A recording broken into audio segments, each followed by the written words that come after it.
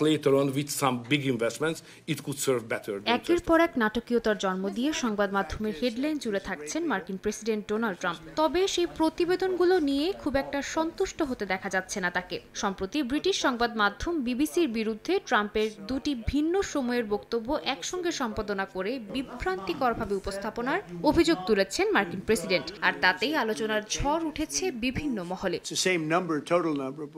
ট্রাম্পের অভিযোগের পর একই দিনে পদত্যাগ করেছেন সংবাদ মাধ্যমটির মহাপরিচালক টিম ডেভি ও বার্তা প্রধান ডেবোরা টার্নেস। ডোনাল্ড ট্রাম্পকে নিয়ে নির্মিত একটি তথ্যচিত্রে ভুলভাবে বক্তব্য সম্পাদনার অভিযোগকে পদত্যাগের অন্যতম কারণ বলা হচ্ছে। একই ঘটনার প্রেক্ষিতে ক্ষমা চেয়েছেন বিবিসির চেয়ারম্যান সামির শাহ। এক বিবৃতিতে তিনি এই পদক্ষেপকে তার বিচারের ভুল বলে আখ্যা দেন। অভিযোগ স্বীকার করলেও তথ্য লুকানোর দায় অস্বীকার করেছেন তিনি। জানিয়েছেন যখনই কোনো প্রতিবেদন নিয়ে ধোঁয়াশা বা আপত্তি দেখা গেছে তার ভিত্তিতে যথাযথ পদক্ষেপ নিয়েছে তারা।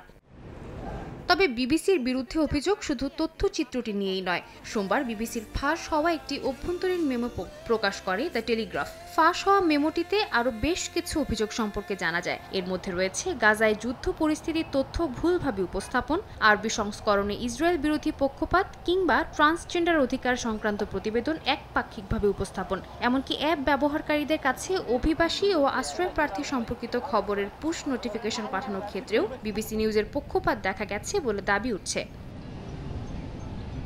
সাদিয়া তাসনিম, সময় সংবাদ।